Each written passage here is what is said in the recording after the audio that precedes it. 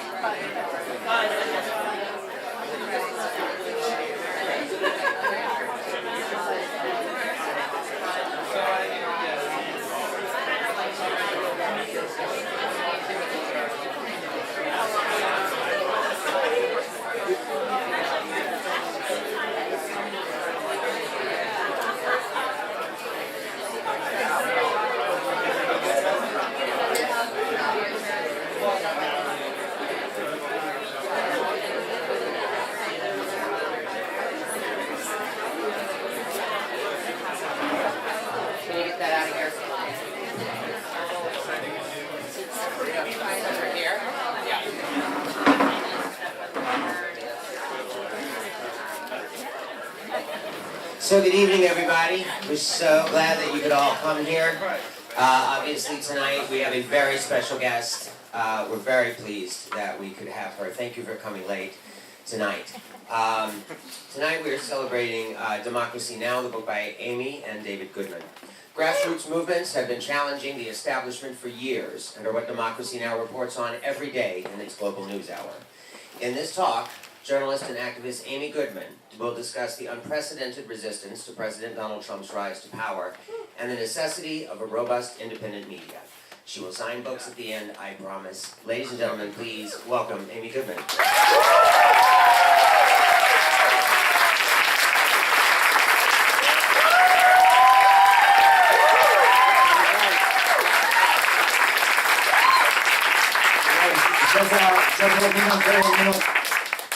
Thank you everybody for being so late here. My name is Javier Molea. I work here in the store. I've been organizing Spanish events mostly for the last 12 years in the city. And Amy let us give us this time to speak about this initiative we have here in McNally Sexton Books. We are starting a fund for families that have been deported or have members that have been in process of deportation. Why we are doing this? Because as booksellers, we don't work for the industry, we don't work for the academy, we don't work for the translation industry. And basically, we are doing everything we are doing in international literature, but mostly in Spanish, that we have been having events in Spanish for the last 20 years with writers from Spain and Latin America. We are doing that, and there is a market in Spanish because of the undocumented immigrants. There are no legal immigration. All of us, we are illegal at some point. And these people, they come here and they make possible for me to have a show for all the writers from Latin America and Spain to come here. All the people that have been targeted and hunted down. I mean, it's real. It's not a dystopian novel. It's happening right now. So we thought that we can keep doing business as usual, like celebrating literature, when in Queens or maybe in the Bronx, they are taking families apart. So basically, we are asking every event, we are asking the organizer for $100, and we ask you guys to the public for a collaboration. We are sending $1,000 to Maribel Diaz Trujillo. Trujillo Diaz is a Mexican immigrant that she was deported 2 weeks ago. She left 4 American kids, and like her, there are like 5, 6, 7, 10 or 20 immigrants that have been deported and they have families here. So we are asking everybody to collaborate for this fund. We want to get $2,000, $3,000, $4,000 by the end of this semester, and we are sending $1,000 to one family. The more we get, I mean, it's not a lot of money, but for this family that they lost the mother or the father, it's a lot. So like the church of AA meeting, guys, we are asking you to come collaborate in our box. And thank you again everybody for coming here, and thank you, Amy Goodman.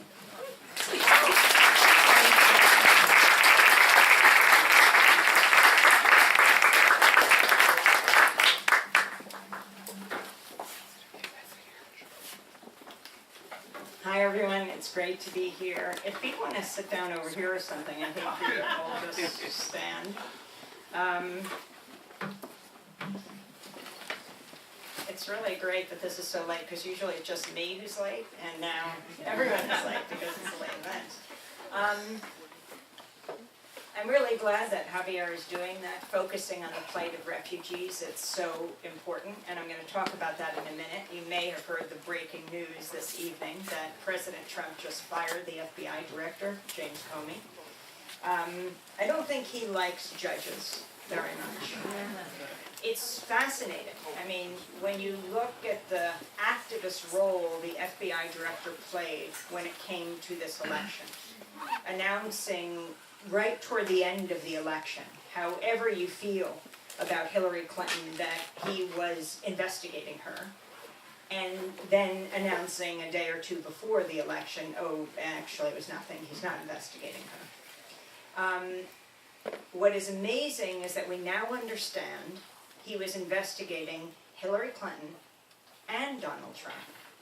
Now, the story at the time was he had to do this, there was some kind of uprising of the FBI rank and file, especially in the New York office, very loyal to Giuliani, who was very loyal to Donald Trump. And if he didn't do something, they were going to leak information about Hillary Clinton. But now it seems he had really no dilemma here. Because if they were forcing him to say something, why not say both? Why not say, yeah, we're investigating both of these people. But he only talked about one of them. Now, very interestingly, Donald Trump has fired James Comey. And the grounds that are being talked about, and by the way, Jeff Sessions has also weighed in, obviously the Attorney General, that's who Comey works for. Sessions is supposed to be recusing himself on all issues related to any kind of investigation into Donald Trump and any kind of connections with Russia or collusion around the 2016 elections. So why is he weighing in here? And interestingly, right now, what the Republicans and what the president and what the Trump administration, I should say, is saying, is they didn't like the way that FBI Director Comey treated Hillary Clinton. They thought he was wrong in July and beyond, that he was wrong. If you go back to the tape, to those inconvenient facts, Donald Trump continually applauded James Comey, right, throughout this period, congratulating him on subverting Hillary Clinton. And now he says he did not think he conducted himself professionally at that time. Now, if that were the case, why didn't he fire him on day one? Why didn't he fire him when he came into office, as opposed to this time, when now, only in the last weeks, James Comey has said that the Trump administration and the White House is under investigation. Obviously, it harkens back to the Saturday Night Massacre, to the Nixon's firings. If anyone had any question about whether Donald Trump has anything to hide, well, today might lead you to have a few less questions. And where this goes, well, we will see. Tomorrow I head to Washington State. I'll be speaking at Seattle Town Hall. We're on a mini-city tour around the country. And then I'll be back on Friday night if you have any friends who didn't come out tonight at the new school. And then we'll be back in Oregon and Washington State and California next week. A little geographically challenged. But tomorrow, if you want to hear some response to what's just happened today, Glenn Greenwald will be our guest for the hour. How many of you tune into Democracy Now? Oh, by the way, we're handing out both the Democracy Now! Palm cards. You can take gobs of them, leave them everywhere in coffee shops and bookshops and laundromats, everywhere, because this is how we get word out. In New York, we broadcast all over the place. We're broadcasting almost like every hour on WBAI 99.5 FM at 8 in the morning, also on Manhattan Neighborhood Network, and at 9 o'clock in the morning on Brick TV that broadcasts throughout the 5 areas. 5 boroughs, and on satellite TV, and of course all the time at democracynow.org, where you can read, listen to, and watch the broadcast, podcast, everything. Thank you very much. But tomorrow we head to Washington State, and that's very interesting, because when you think about the Muslim ban 1 and 2, he was first stopped, President Trump, by a Washington so-called judge. And this was really amazing to understand how Donald Trump operates. He truly seems shocked. He is the CEO of a real estate empire. The janitor doesn't tell him no. He issued one of his first executive orders, Muslim Ban 1, stopping refugees from 7 majority Muslim countries from coming into this country. And a Washington judge says no. And so he calls him a so-called judge. And then there's Muslim Ban 2, banning refugees from 6 majority Muslim countries. They dropped Iraq from the list. And he stopped, his action is stayed by a judge in Hawaii. Now, it was fascinating to see last week, or was it the week before, that the Attorney General of the United States, Jeff Sessions, went on a right-wing talk radio show and said, how is it possible that a man on an island in the Pacific can stop the actions of the President of the United States? Now, I think we are engaged in a nationwide, maybe even global civics lesson, where everyone is learning about the three co-equal branches of government that Donald Trump is clearly trying to whittle away at. I mean, let's see, he fired the Attorney General, remember, Sally Yates. He fired 46 U.S. attorneys. He's trying to get rid of the judges of this country. Now the FBI director who's investigating him. I think there clearly was a calculation made. We're going to get a lot of flack. Even some Republicans might be concerned about this action. But the trade-off is the investigation stops. And there must be something, to say the least, extremely serious that he does not want. Because, of course, he would be skewered for this. But the calculation he made was, it's worth it. How developments like these proceed will completely depend on the resistance.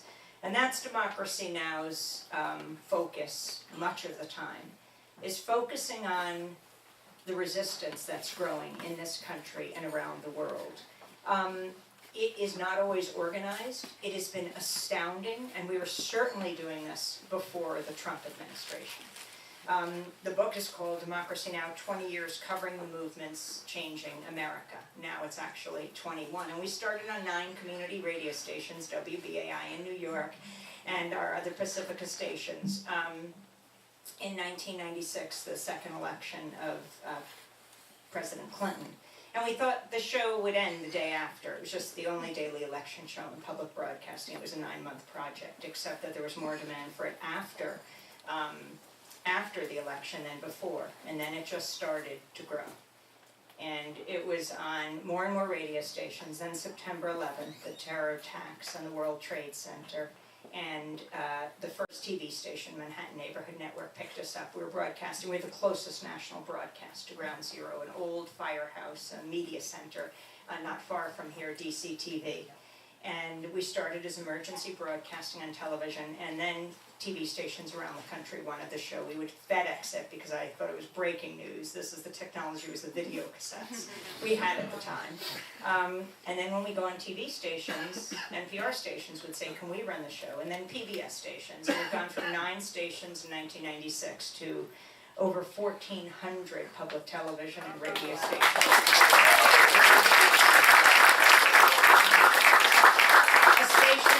Picking us up somewhere in the world, and we have headlines in Spanish and radio and in transfer form. Great way to learn Spanish, or if you only speak Spanish, great way to learn English, because you just put the transcripts on our website up, and these are not Jack and Joe and down the hill. It's really learning about how to speak about current events in both languages. So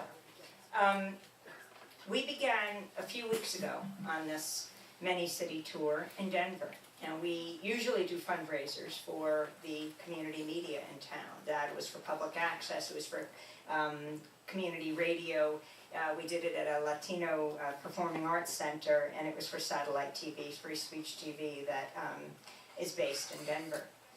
The day after, we went into the Unitarian Church so that I could interview Jeanette Vizquera. She's a Mexican immigrant. She's been in this country for more than 20 years. She has 4 kids. Her oldest kid is DACA. She's a dreamer, and so she's legally allowed to work and live here. And she has little kids. But Jeanette became afraid. You know, she's paid her taxes every year, hard-working, law-abiding resident of this country. But she got scared when Daniel Ramirez in Washington State got arrested. Also DACA, also a dreamer. If he was going to get arrested, what could happen to her? What could happen to the 11 million undocumented immigrants in this country? So in February, she took refuge in the Unitarian Church. We interviewed her right away. She was on Skype, and we were in our TV studio here in New York. But now that I was in Denver, I wanted to meet her and talk to her again. What has it been like to take refuge in this church for 2 months? She said she was working from morning till night for other immigrants around the country. And we sat down, it was a Saturday morning, her kids were just waking up, and her boy, Roberto, is 10, just a wisp of a boy, a feather of a kid. And her little girl, Zuri, and she's 6. And they came out, Zuri sat on her lap, and Roberto came out with a poster that his teacher, he goes to the Denver Public Schools, American citizen, that his teacher had made a lithograph of his mother, Jeanette. And it said, "Keep families together," at the bottom. And he was holding this poster, and as I interviewed him, he kept his arm around his mother's shoulder. And he said, "We're going out to a Cesar Chavez march today. I'm taking Zuri, and we're going to go with our friends. My mother can't step foot outside this church, so I am my mother's voice." So we came back to New York, and we broadcast the interview a few days later. And the next day, Time magazine announced it's 100 most important people in the world. And Jeanette Vizquera was among them. So she held a news conference. She couldn't go outside, of course, so she stayed inside, and the media came to the church. And she held up her 2016 tax returns. And she said everyone could take a look, and she also encouraged the president to do the same. Then there was the big Time magazine gala for the 100 most important people. And of course she couldn't come to New York because she was afraid she would be iced, arrested by ICE if she stepped foot outside. I want to say, she said that she'd gotten many death threats. And so I said, "So then what gives you hope?" She said, "Oh, because many more people have told me how much they support me." She said thousands of people email, people come and visit, but on the death threat issue, the Denver police chief told her he has her back if she should call him if there's any problem. The Denver mayor said he has her back. The local congressman, Jared Polis, he also stands up for Jeanette Vizquera. It's amazing what's happening here. Juan Gonzalez, the great reporter, who was a columnist at the New York Daily News for 29 years until he retired last year from that, but not from his other DN, Democracy Now! Juan and I went over to a meeting downtown Manhattan just about a month ago, and it was a sort of a nondescript office building. Hundreds of people packed in. This isn't your typical noble activist who was there. It was elected officials from around the country, packed in.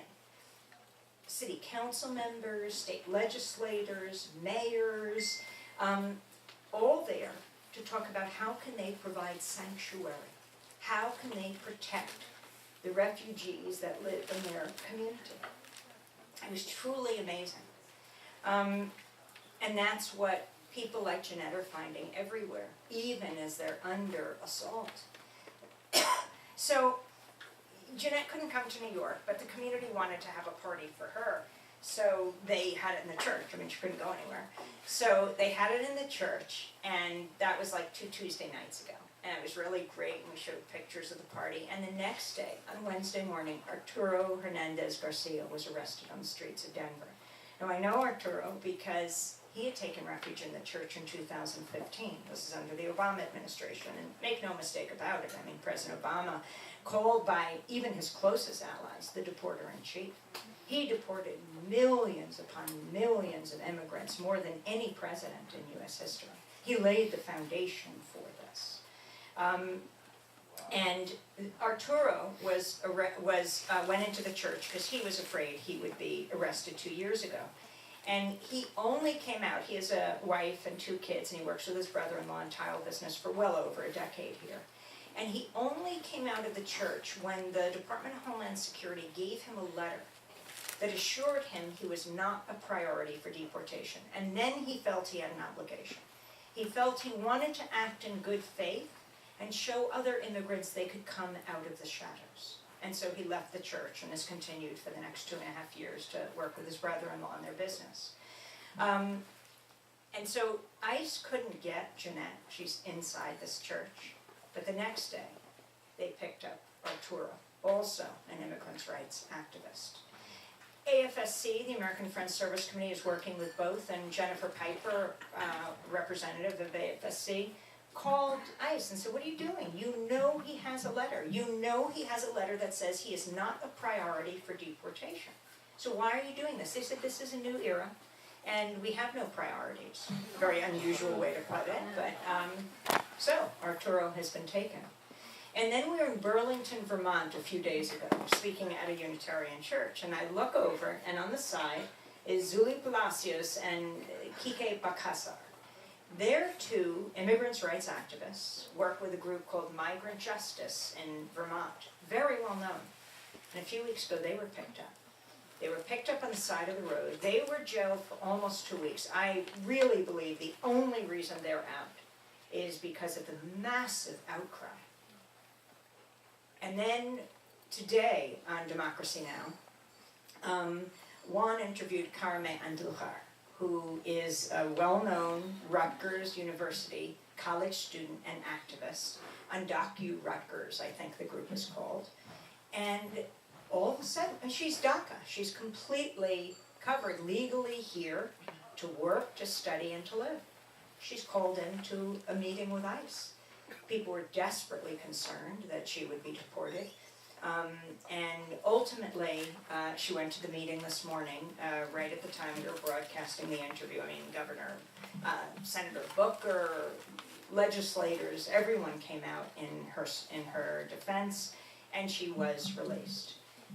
But not everyone knows. They hear that people are taken, but they don't necessarily hear that they're released or deported.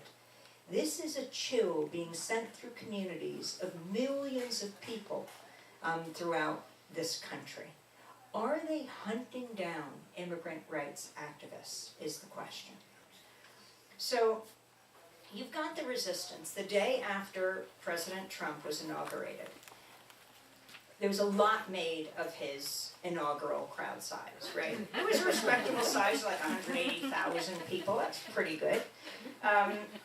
But he didn't like the comparisons to the size of President Obama's inaugural crowd. So, with 9 years before, it was 90% larger, right? His was 180,000, his was 1.8 million. But Trump insisted, he got so desperate over time that he came to insist he had the largest inaugural crowd in history. But all of that obscured the fact that just the next day, not 9 years before, just the next day, in the same place, in Washington, D.C., at least 3 times his inaugural crowd of people came out, mainly women, protesting Donald Trump, putting him on notice. Over 500,000 people, and that wasn't the largest crowd. You had, I saw Kerry Washington of Scandal, because we cover Sundance every year, the documentary track. And I saw her there, and she was unbelievably excited because she had just come from Los Angeles, where she had addressed 750,000 people. In Park City, Utah, where Sundance was, well over 10,000, the biggest march they'd ever had in history. In Montpelier, Vermont, in the Capitol, over 20,000 people. They closed the interstate. They said the Capitol could not contain this many people. This is astounding. These protests are historic. And then you have Muslim Ban 1 and 2, the thousands of people that flock to the airports. JFK, we know thousands. We know Dulles, a senator and a judge, were manhandled as they came out by security. LAX, and I was telling the story yesterday in Chicago, or 2 days ago in Chicago, and they said, us too at O'Hare, we all went out. Now, Donald Trump always asks who's paying them. Who's paying all these people? He projects, right? Because when he announced for the presidency, he paid people, actors, to be there and to applaud. And so he assumes, why would anyone else come out unless they're paid?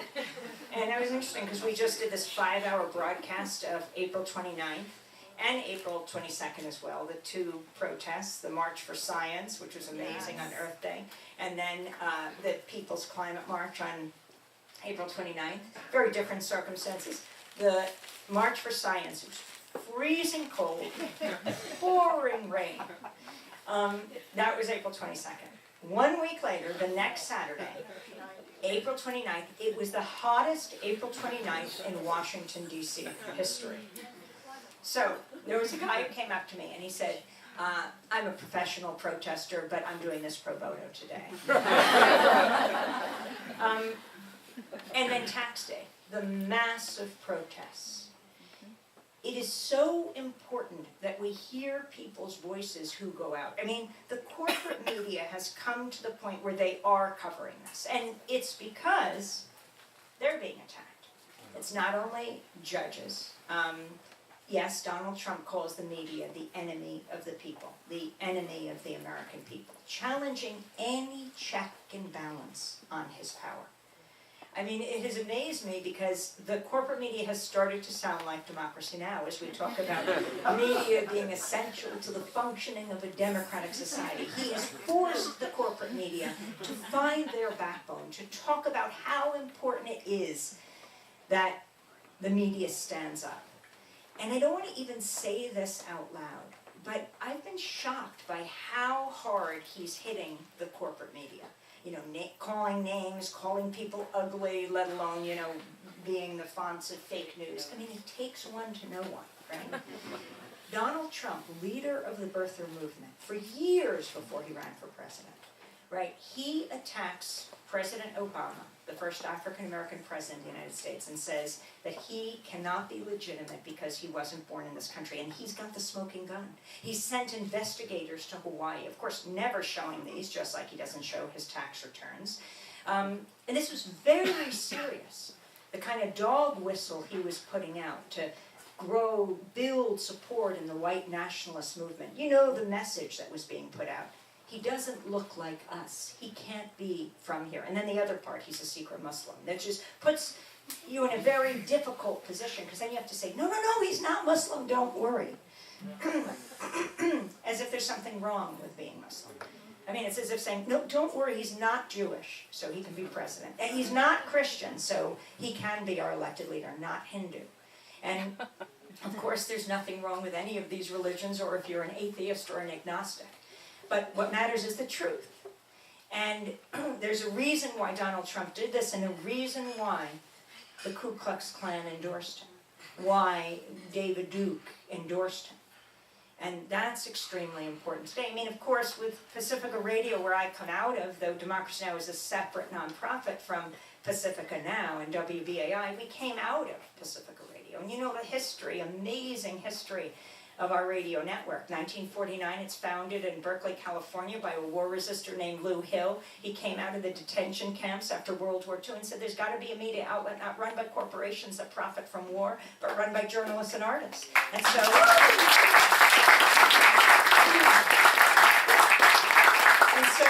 KPFA was born. As George Gerbner, the late dean of the Annenberg School of Communications at the University of Pennsylvania, would say, not run by corporations that have nothing to tell and everything to sell that are raising our children today. And KPFA, the first station, 49 Berkeley, I'm going to be speaking there on Mother's Day in the evening next Sunday. KPFK in Los Angeles, 59. Our station in New York, WBAI 99.5 FM, 1960. In the first year of operation, it was broadcasting a debate between James Baldwin and Malcolm X over the effectiveness of nonviolent civil disobedience. The lunch counter sit-ins. 1977, 40 years ago, WPFW in Washington went on the air. 1970, these are the 5 Pacifica stations, KPFT went on the air in Houston, Texas, in the Petro Metro. And it's the only radio station in the country whose transmitter was blown up by the Ku Klux Klan. Within a few weeks of going on the air, they strapped dynamite to the base of the transmitter and blew it to smithereens, right in the middle of Arlo Guthrie singing Alice's Restaurant. And I thought that was a good song. But then they get back on their feet a few weeks later. They rebuild their transmitter. The Klan blows it up again with 15 times the dynamite. Now it takes months. And in January of 1971, KPFT went on the air again. And now Arlo Guthrie came back to Houston to finish Alice's Restaurant on the air. The media is all paying attention now. And I don't remember if it was the Exalted Cyclops or the Grand Dragon, because I often confuse their titles. But he said it was his proudest act. And I think that's because he understood how dangerous independent media is. Dangerous because it allows people to speak for themselves. And when you hear someone speaking from their own experience, whether it's a Palestinian child or an Israeli grandmother, whether it is a native elder from Standing Rock Sioux Reservation in North Dakota, or an uncle in Afghanistan, you begin to understand where they're coming from. Now, I didn't say agree with them. How often do we even agree with our family members? But it makes it much less likely that you'll want to destroy them. I think that understanding is the beginning of peace. I think the media can be the greatest force for peace on earth. Instead, all too often, it's wielded as a weapon of war, which is why we have to take the media back.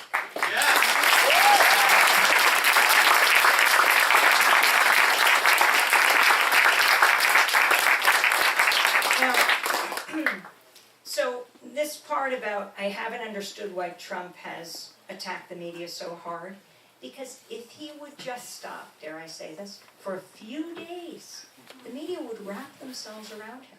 That's what they do. The establishment media shores up the establishment, except when they're being punched so hard. Then they fight back. There is one exception on the fighting back issue, and that's when the US government goes to war. Then they circle the wagons, whether it's Bush, whether it's Obama, whether it is Donald Trump. Now, the media has really been oppositional with Trump. It's been very impressive in many ways. But then he bombed Syria. Not that the US military wasn't bombing Syria before and after it bombed the airfield that the Syrian army, Syrian Air Force used the next day and, attacked with 59 Tomahawk cruise missiles that are made by Raytheon that Donald Trump, last record show, was invested in. Did he do it to make money? I don't know, and you could say that's completely unfair. Well, show your financial interests so that we can determine whether what you do in terms of foreign affairs is to benefit you or your family, who are your closest advisors. For example, when he made that call to the Turkish President Erdogan, after Erdogan pushed through this referendum that will lead to him having dictatorial powers as he arrests tens of thousands of people, and Europe is condemning him, Erdogan. Donald Trump calls him and congratulates him. Is it because he has his twin Trump towers in Istanbul? We must know these things, especially if he is killing people for his own profit. Now, you have the bombing in Syria, and of course the military bombing there has continued, and the US bombing has killed scores of civilians, and the horror of the Syrian refugees. I mean, the humanitarian catastrophe that is taking place there. He said he was deeply moved by the children that he saw who were gassed, and it was horrifying and definitely needs to be investigated. So then why does he not allow in Syrian refugees to this country? I mean, as a Jewish American, I certainly know the Holocaust. I mean, we all know, we don't have to be Jewish to understand what happened. 6 million Jews and others who were killed in the Holocaust. I don't have to tell you this, killed in the gas chambers. Well, I mean, if Sean Spicer was here, I'd have to tell him that. Right, the White House press secretary who said, Hitler, no matter how despicable, at least he didn't gas his own people. But, I mean, he didn't do it in the Holocaust centers, right? Which he called the concentration camps. But as a Jew who lost family in the Holocaust, I certainly know the story of the Voyage of the Damned, right? That comes to this country with hundreds of Jews, and FDR won't let them land. And so they go back to their death. Yes, we know the stories of Anne Frank, the remarkable young woman, girl, teenager, who died in a concentration camp because her father, Otto Frank, who applied for a visa repeatedly into this country, could not get his family in and protect them. Yes, our country was founded on the notion that we welcome refugees, and I think that most people in this country have shown that those basic principles, how deeply instilled in all of us they are. You know, I really do think that those who care about war and peace, those who care about the growing inequality in this country, those who care about the fate of the planet, climate change, who care about racial, economic, and social injustice, are not a fringe minority, not even a silent majority, but the silenced majority, silenced by the corporate media, which again is why we have to take the corporate media back. We have to take the media back. It's the way we learn about the rest of the world, and it is the way the rest of the world learns about us, and it has to be through something other than a corporate lens. So back to the US bombing and the media circling the wagons around the White House. You have Donald Trump, within a few days of his inauguration, okaying this strike in Yemen that killed how many Yemeni women and children and a US Navy SEAL? Within a few days, when the Navy SEAL's body was brought back to Dover Air Base, Donald Trump went, so did the Navy SEAL's family.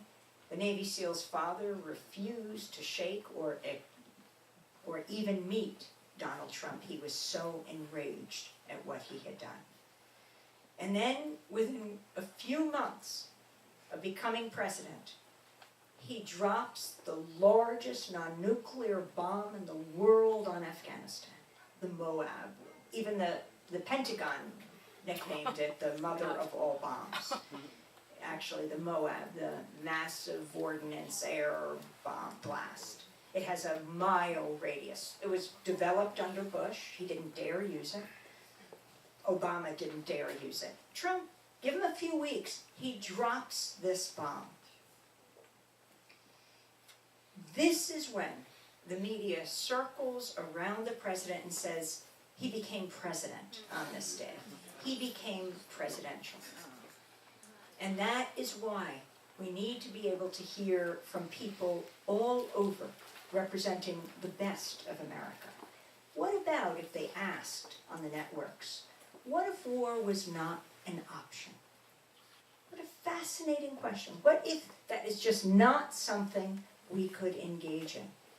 It would blow open all the people, it would blow open the discussion, bringing in all sorts of new people to these hallowed halls so protected of CNN, MSNBC, Fox. It's not just Fox.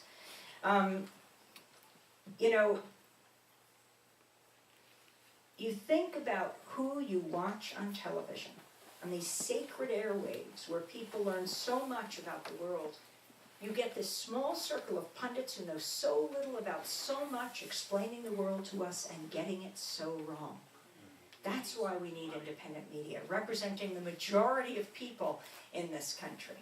My brother David and I, who will be joining me on Friday night, we were just together at the Philadelphia Free Library last night in Philly, where I just a few weeks before had interviewed Bernie Sanders after the election. Go to democracynow.org and see that hour is very interesting. I did ask him if he was going to be running again for president. He didn't quite answer, but my brother David and I have written a couple of books together. The first was The Exception to the Rulers, and that's the motto of Democracy Now!, and that's what all the media should be, the exception to the rulers. Second was called Static. And the reason we called it static is even in this high-tech digital age with high-def television and digital radio, still all we get is static. That veil of distortion and lies and misrepresentations and half-truths that obscure reality. When what we need is the media to give us the dictionary definition of static. Criticism, opposition, unwanted interference. We need a media that covers power, not covers for power. We need a media that is the fourth estate, not for the state. And we need a media that covers the movements that create static and make history.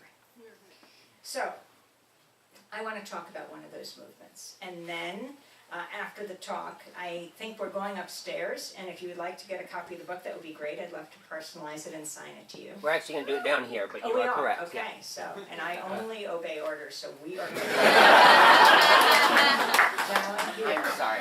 That's okay, you don't have to apologize. So we're going to do it down here. If you get 2 books, We have a fantastic DVD. Noam, where are you? Oh, it must be upstairs. A few weeks ago, Juan and I got to interview Noam Chomsky, came into our studio in New York. You know, Noam just turned 88. We had our 20th anniversary. I don't know if any of you were there at Riverside Church. 2,500 people turned out. That was so spectacular. So Noam and Harry were there, Harry Belafonte. Harry just turned 90, Noam 88. First time they were together publicly on a stage. So we sat down with Noam for an hour and a half and really talked to him about the world. So we have this free DVD if you get 2 books. Why would you get 2 books? Well, Mother's Day is coming up. Father's Day is coming up. And you can give one to a library, to give one to a friend. Graduations are coming up. And, well, it'll be great for McNally Jackson. And we want to drive it up the New York Times bestseller list. Now, let me explain why this is important. They don't really like to talk about Democracy Now! Over at the New York Times, but when it gets on the list, they don't have a choice. It's just a kind of mathematical equation. So we were very blatant this time, and we actually called it Democracy Now! And why does it matter? I mean, just so you know the politics of books and the New York Times bestseller list. Because then it gets in libraries, it gets in universities, and there are a lot of bookstores that are not like McNally Jackson. Well, probably no bookstore is like this place. It's a wonderful, beautiful sanctuary of dissent, where the booksellers know the books, and you're really coming into a place, whether you buy or not, that you know is special, sacred ground. For me, bookstores and libraries are just such wonderful places. I grew up, I mean, the bookshelves, this looks like our living room and our den and our dining room in our house, and me and my brothers and my parents. It was the wallpaper of our house. And our idea of a holiday was coming. I grew up in Bayshore, Long Island, where you take the ferries to Fire Island. We would take the Long Island Railroad to New York City, go to the only Barnes & Noble at that time, right? There was one independent bookstore right there. It was on 18th Street, and we'd just spend the day at the store, just going through the books, wouldn't necessarily buy. And when my parents were, when my parents came to visit me a little while ago, my beloved late parents, Dari and George, we went out to eat in the village, and we came out and their car was stolen. So it was a Sunday night. We didn't quite know what to do, and I had to figure out. Now, my dad's in a wheelchair and everything, and so we go, okay, let's get into a cab. We'll go to all the impoundment lots. Not that it was parked illegal or anything, but we'll just start looking for it. So it was cab drivers driving us along the Hudson, and all of a sudden, my father says, "Deeb," when he called my mom, "Deeb, honey, was my book in the car?" It was like this dog-eared book for $4.99, you know. And so we can't find the car, so I take him to Long Island Railroad, and the cab driver says to me when they get out, "I can't even believe this." He said, "Your father didn't say one word about the car that we couldn't put this book." So anyway, a few days later, the police call and they say, they found our car at a known drug location in Brooklyn. And so my mother said, "Oh, well, thank you very much. Yes, we'll come and get it." And my father is listening to this conversation. He says, "Deeb, ask them, did they find the book?" There was a book in the car. So we love books. Anyway, and it is wonderful to be here. So I want to talk to you about talking about movements. I want to talk to you about the standoff at Standing Rock, this remarkable movement that grew this past year in the midst of the election, representing one of the key issues of our day, climate change, the fate of the planet. So in North Dakota, last April 1st, a woman named LaDonna Brave Bull Allard, a member of the Standing Rock Sioux tribe, the unofficial historian of the tribe, opened up her property along the Cannonball River to the resistance to the $3.8 billion Dakota Access Pipeline owned by Energy Transfer Partners that would snake its way from North Dakota, take the fracked oil from the Bakken oil fields to South Dakota, to Iowa, to Illinois, hook up with a pipeline to the Gulf of Mexico. And the Native Americans said no. They did not want this to happen. Now, they actually weren't very different than other North Dakotans. The people of Bismarck, North Dakota, the capital, they said no. The people of Mandan, North Dakota, where the courthouse and the jail is, they said no. And the private company that would despoil the land for all respected that. The Native Americans, though, they would not respect their wishes, and they were building the pipeline there. So they started to organize. So many people came to what LaDonna Brave Bull Allard called the Sacred Stone Camp. They had to build others, one after another, the Red Warrior Camp and others, and hundreds and thousands of people came. It was the largest unification of Native American tribes in decades, from Latin America, from the United States, and the First Nations from Canada, and many non-Native allies. And this is growing through the election year. Do you think one of the, I don't exactly call them journalists, the media personalities on television, do you think one, the moderators of the general election debates, was one question asked about climate change, let alone this historic, epic struggle? So, Democracy Now! Went to North Dakota Labor Day weekend. Even we were late. I mean, this is months. We were covering it before, but we weren't on the ground until then to cover what was happening. See, a judge that week, leading up to Labor Day, was weighing whether, well, the Standing Rock Sioux had brought a suit, and so it was the Standing Rock Sioux against the Justice Department. And the judge said, if you're saying it's going through sacred land, the Native Americans were saying this pipeline would be tunneled under the Missouri River, the longest river in North America, which provides water to some 17 million people downstream. And they said no, they didn't call themselves protesters, they called themselves water protectors. So the judge said, if you say that it's going to burrow through and destroy your sacred ground, then prove it. Give us a map. Show us where your sacred sites are. And so the tribe complied, and just before Labor Day, they gave them the map. And the judge gave it to the Dakota Access Pipeline.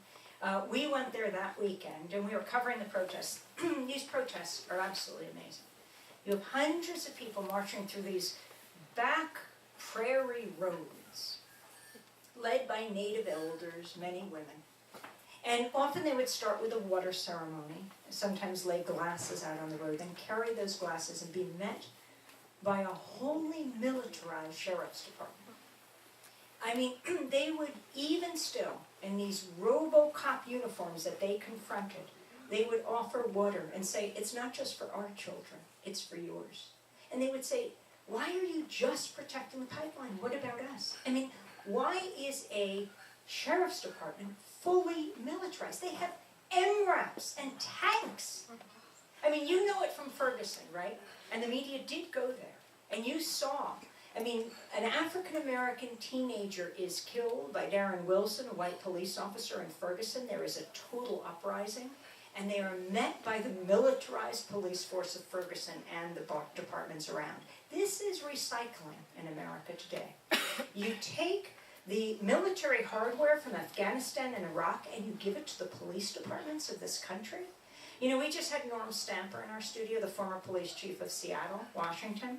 And I knew him from back in 1999, the Battle of Seattle.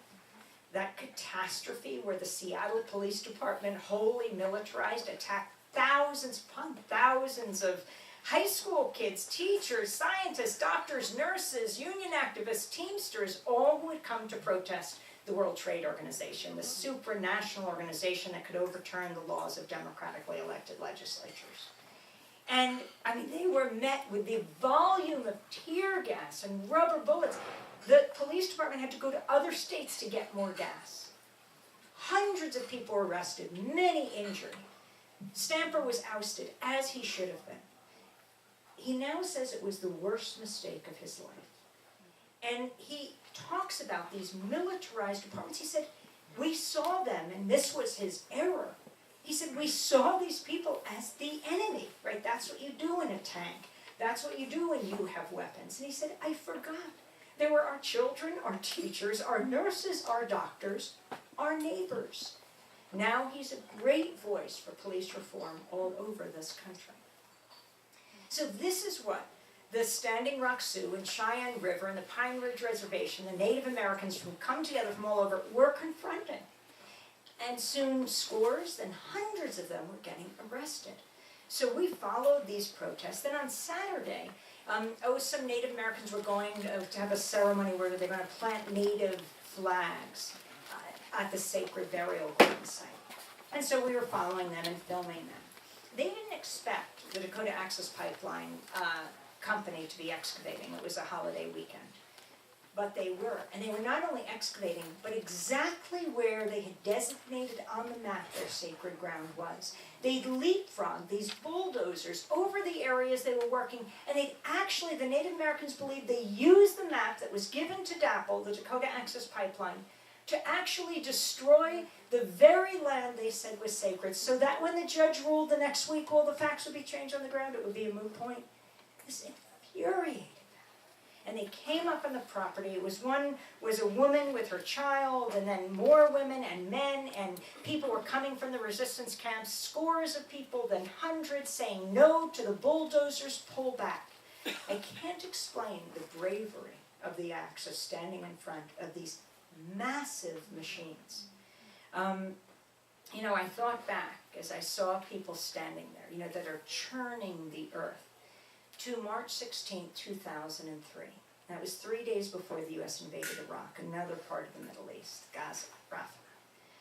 A young woman from Evergreen College in Washington State, Rachel Corrie, who had gone with other activists to stand with Palestinians and to hope for peace between Israelis and Palestinians. And she'd gone to Gaza. She befriended a pharmacist family, a Palestinian family. And an Israeli military bulldozer was about to demolish his house. So she donned an orange, fluorescent construction vest like the construction workers wear, along with other activists, and they stood in front of the house, in front of this bulldozer, made by Caterpillar in the United States, run by the Israeli military. And it crushed her to death. And that's all I could think of when I saw these women standing in front of these bulldozers. But this time they prevailed.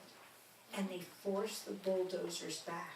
1, 2, 3, 4, 5, 6, all pulling back. And then the Dakota Access Pipeline guards unleashed dogs on the protesters, on the water protectors. Dogs. Attack dogs. So I want to try this first, and then I'll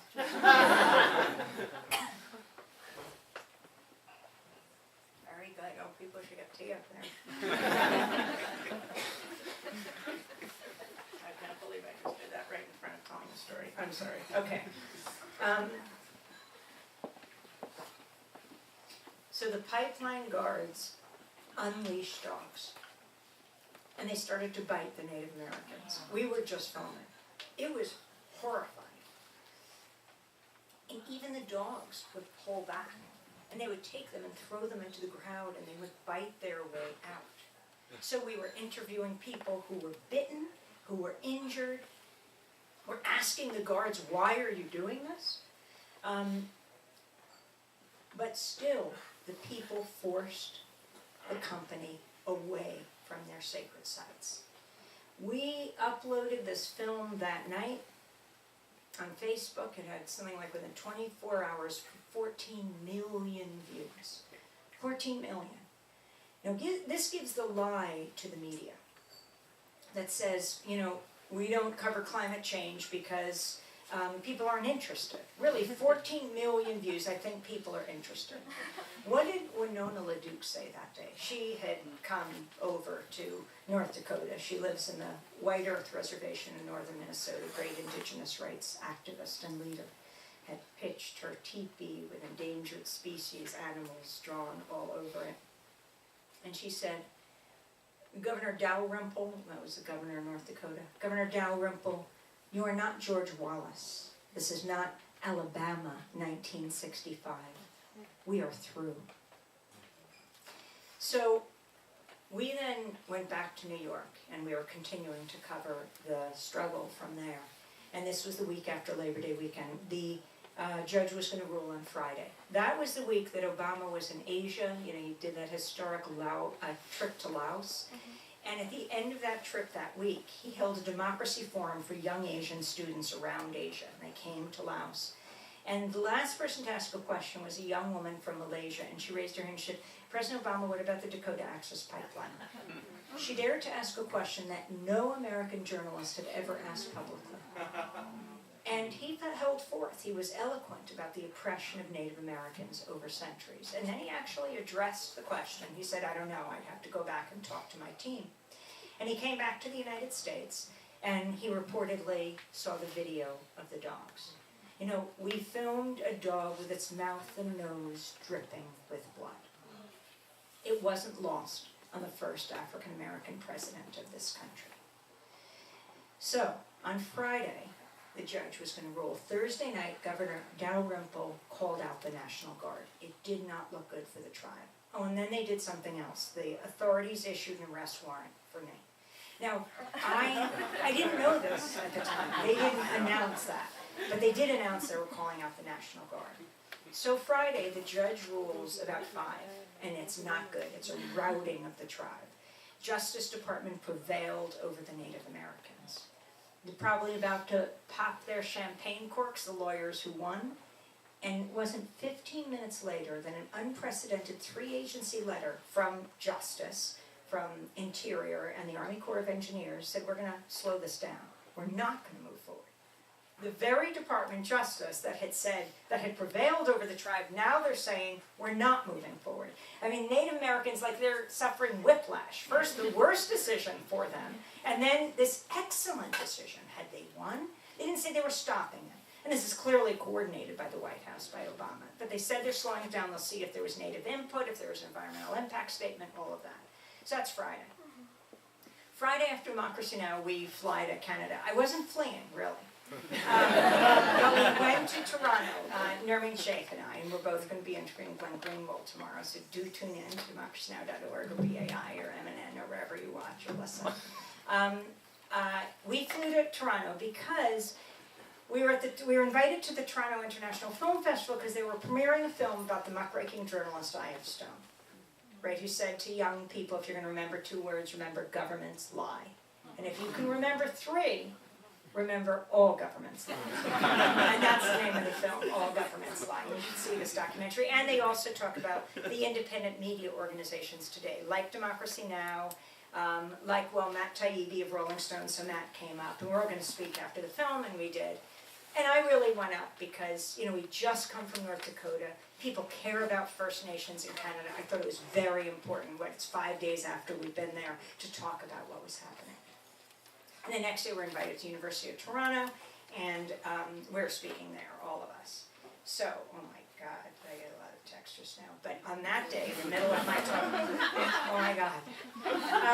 In the middle of my talk, I look down, as I always do, and now I'm absolutely horrified, and I really should read these. But I look down, and I see one text, and it says you're under arrest. Anyway, so I'm talking to everyone, and I look down. Well, I mean, it said something like there's an arrest warrant out for you. So I was confused, and I was trying to pay attention to the talk, and I thought, oh, this must be some kind of scam, except that I saw a North Dakota number, and it turned out it was a North Dakota lawyer. But so I'm trying to figure out, okay, what am I going to do here, because I'm in Canada, and I know that if there's an arrest warrant for you, you're not going to automatically be picked right up. Like if I had one for me now, the police don't necessarily just come in to get you. But if you have interaction with the police, like if you're speeding or something, or some reason to have interaction with the police or the FBI or border agents, then they'll see it in the system and they'll pick you. So the thing is, I have to go over the border to come back into my country. And could they not let me come home? I don't know how this works. And I'm in the middle of my talk. So I said I wanted to get to it before the arrest warrant got into the system. And so I didn't want to say anything that I had just read. I don't want to call attention to this, so I just said, could someone call me Kat, please? You know, we have lots of competent people that can continue the discussion. I raced to the airport. And I did make it back home to New York. And I didn't take the arrest warrant personally. I mean, I really think it was a message to all journalists, do not come to North Dakota, which is why we had to go to North Dakota. And so, and I really felt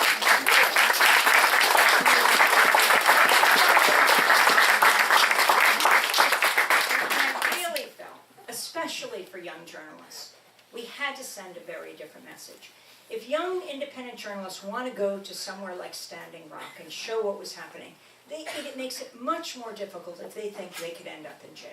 I mean, they don't have the resources, they don't have the institutional backing. It's really important that we show people you don't have to get a record if you put things on record.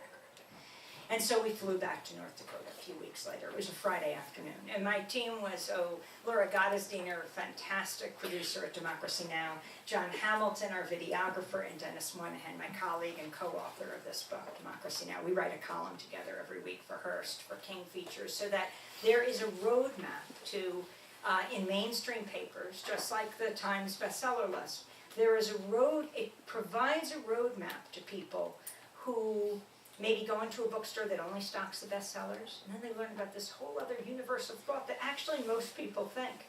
And columns too, show people different organizations and media outlets that they can turn to that really represent mainstream thought. I deeply believe in this country.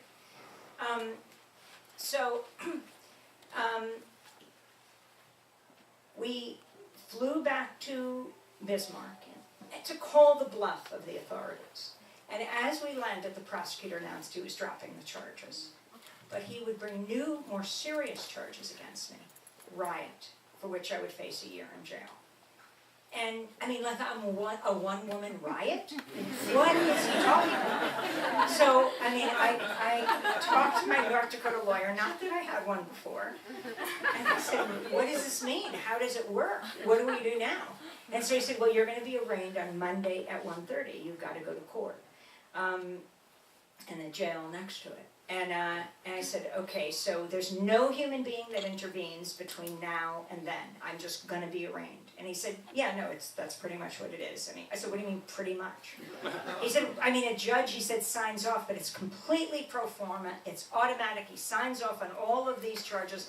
You know, he uses his discretion later in the trial, but now it's just signing off. And 1:30 is your time on Monday. I said, wait a second, what's the name of the judge? A judge is going to make a decision. He says it's not actually a decision, he just signs off on these things. No, that's a person. So we put out a press release, we named the judge, we said he would be deciding by Monday at 1:30 whether I would be arraigned. Now this was significant, but I did realize if I had 3 days, well, we were going to cover the protests, so we spent the weekend covering the protests, because, I mean, that's what we were there for. And on Monday morning we had to do the show, because it's Democracy Now! We broadcast at 8 every morning, so North Dakota time it was 7. We broadcast in front of the Mandan courthouse and jail, because I would just have to turn myself in. So, the jail is here, the courthouse is here, and there's only the 10 Commandments in between. So we broadcast from church property across the street, and that's our backdrop. We do the show. We interview the chairman of the Standing Rock Sioux, Dave Archambault, the 45th chairman of the Standing Rock Sioux. Like Donald Trump is the 45th president of the United States. Dave Archambault is the 45th chairman of the Standing Rock Sioux. And I asked him, were you ever arrested? And he said, yes, once in this civil disobedience I did a few months ago. He was charged with a low-level misdemeanor, there to protect his tribe. Low-level misdemeanor. He was strip searched, he was put in an orange jumpsuit, and he was jailed. And we interviewed Dr. Sarah Jumping Eagle. She's the pediatrician of the Standing Rock Sioux Reservation. Like, she was one of the first to be arrested in the summer because she cares about the health of the kids. She's strip searched, she's put in an orange jumpsuit, and she's jailed. I mean, the humiliation the Native Americans undergo. I was at the airport one time in Bismarck, and a guy comes up to me, I was reading a magazine, he said, I know who you are. So I said, oh, well, who are you? And he said, I'm one of the guards who was there that day, on, I think it was September 3rd. Yeah, I was there. And so I said, so you unleashed the dogs on the Native Americans? He said, no. You don't understand, he said. They hired several companies to guard this area. We did not know they were going to unleash dogs. We were angry about this. And he said, you don't think we get it? We sick dogs on them after massacring them for hundreds of years. He said, I get why they're angry. You know, you never assume, based on a person's position in life, what they think. And we need a media that really allows people to speak for themselves. There is nothing more powerful. So we do this show, And after the show, hundreds of Native Americans are coming to show their solidarity and perform ceremonies. It's coming closer to 1:30. The pressure's on. All the media is now covering this. I mean, the New York Times, the Washington Post, the Los Angeles Times, it's on the BBC homepage because a journalist is getting arrested. So BBC homepage, Al Jazeera, Vogue magazine. I have to slip up my act a little bit. And right before the arraignment time, I get a call from North Dakota Public Radio. Guy's been there for ages and knows all of the different players, says the judge isn't signing off on the charges against you. He's decided not to. So pro forma, don't even accept that, something that's automatic. And that was extremely significant, and it was because the media spotlight was focused in the right direction, but also Native Americans that were going to court that day who faced felony and misdemeanor charges, many of them had their charges dropped. That's when the media makes an enormous difference.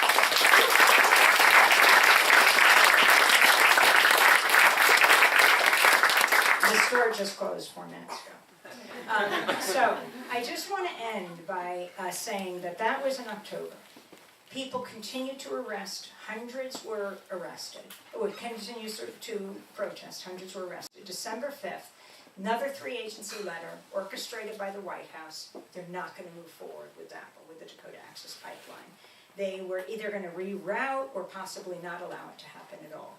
Huge victory for the Standing Rock Sioux until Donald Trump was elected president, and one of his first executive orders was to say he was resuming the Keystone XL that had been fought for years by thousands of people all over this country and Canada.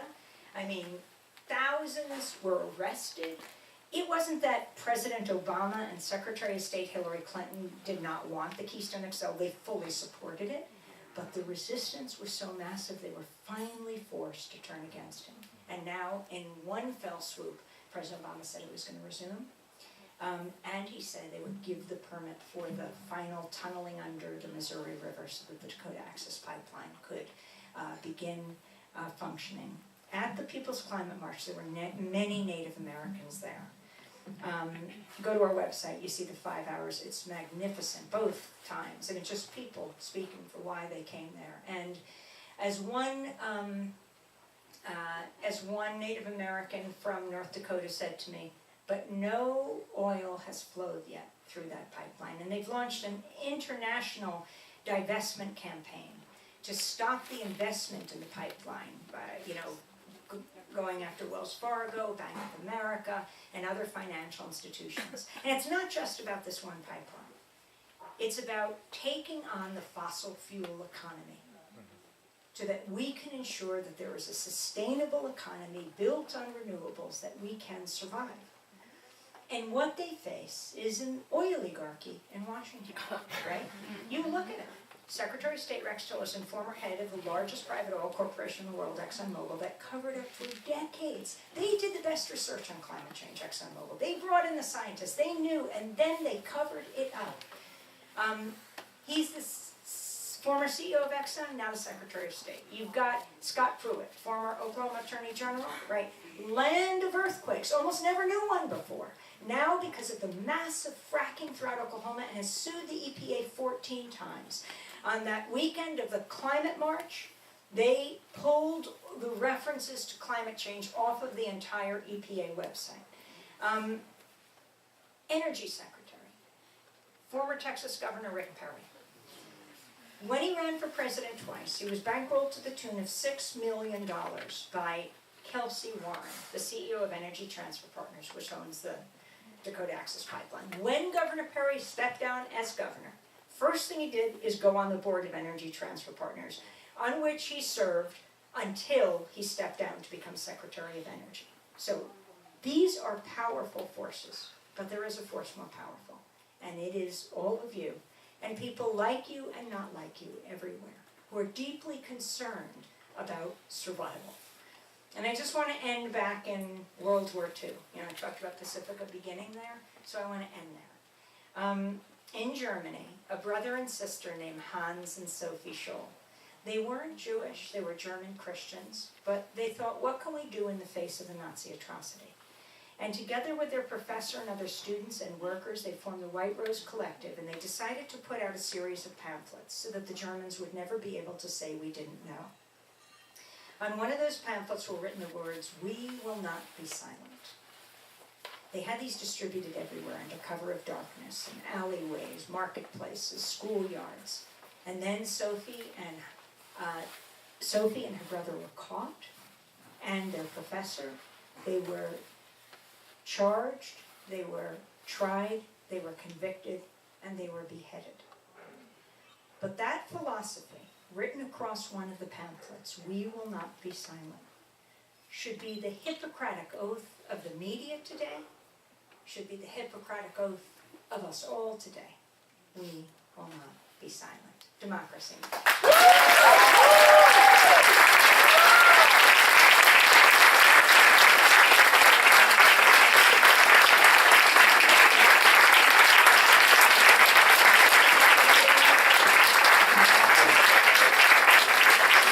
Thank you guys so much for being here. Thank you. It was fantastic. If you guys are going to